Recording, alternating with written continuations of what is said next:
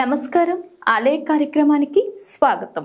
భైరవకోన 9వ శతాబ్దానికి చెందిన ఓ అద్భుత శివాలయం ప్రకాశం జిల్లాలోని చంద్రకేశ్వరపురం మండలం కొత్తపల్లి గ్రామానికి దగ్గరలో ఉంది. పల్లవుల కాలం నాటి అద్భుత శిలాకళకు సాక్షిభూతంగా నిలుస్తున్న ప్రసిద్ధిగాంచిన పురాత గృహాలకు నెలవు భైరవకోన.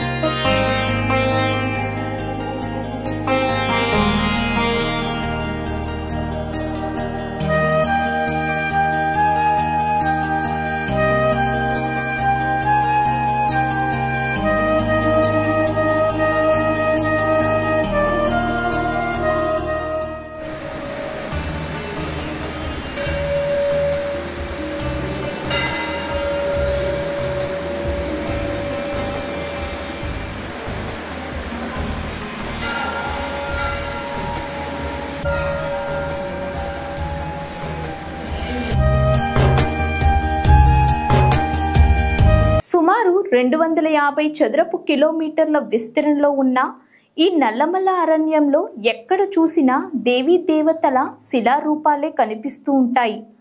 ముఖ్యంగా ఓ కొండలోనే 8 ఆలయాలు చెక్కిన వైనం ఎంతో అపురూపంగా అనిపిస్తుంటుంది. ఇక్కడున్న దుర్గాంబ ఆలయంలో అమ్మవారి విగ్రహం మీద కార్తీక పౌర్ణమి రోజున చంద్రకిరణాలు పడడం భైరవకోన యొక్క మరో విశేషం. అందుకే ఆ రోజున భక్తులు విశేషంగా ఇక్కడకు తరలి వస్తుంటారు. శివరాత్రికి పక్కనే ఉన్న జలపాత సెలయేట్లో స్నానం చేసి శివరూపాలను దర్శించుకుంటూ ఉంటారు. కొండలన్నీ తొలచి ఆలయాలుగా చెక్కడం అన్నది భారతదేశంలోనే ప్రాచీన కాలం నుంచి ఉన్నదే. ఆంధ్రప్రదేశ్లో వీటి జాబితా చాలానే ఉంది.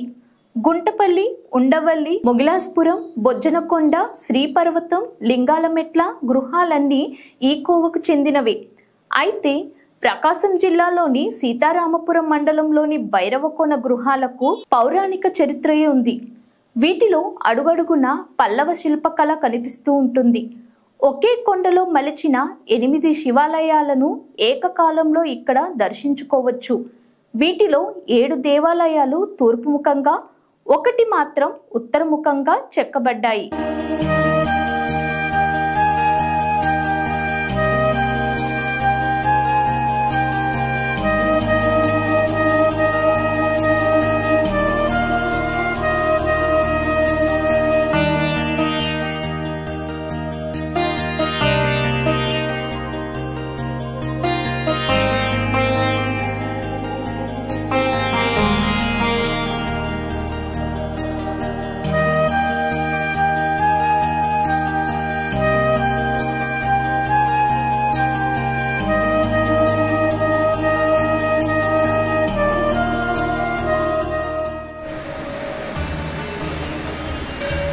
వీటన్నిటిలోనూ గర్భాలయాలు, వరండాలు స్తంభాలుగా ఆ కొండరాయితోనే మలచగడం విశేషం. శివలింగాలను మాత్రమే గ్రానైట్ శిలాలతో చెక్కి ప్రతిష్ఠించారు. ఆ గృహాలలో నెలకొన్న ప్రధాన దైవం బర్గేశ్వరుడు. ఈ ప్రాంతానికి క్షేత్రపాలకుడు భైరవుడు. ఆయన పేరు మీదుగానే దీనికి భైరవ క్షేత్రంగా పిలుస్తున్నారు. అయితే ఒకప్పుడు ఈ ప్రాంతాన్ని కాలభైరవుడు అనే చక్రవర్తి పాలించాడని, అందుకే ఇది భైరవకోన అయ్యిందని అంటారు. అందుకు సాక్ష్యంగా ఈ ప్రాంతం చుట్టూ కోటల ఆనవాళ్లు అనేకంగా కనిపిస్తుంటాయి. ఇక్కడే కొలువు తీరిన శివలింగాలు సుప్రసిద్ధి క్షేత్రంలోని శివలింగాలన్నీ పోలి ఉండడంతో వీటికి కూడా ఆ పేర్లతోనే పిలుస్తుంటారు. మధ్యప్రదేశ్లోని అమర్నాథ్లోని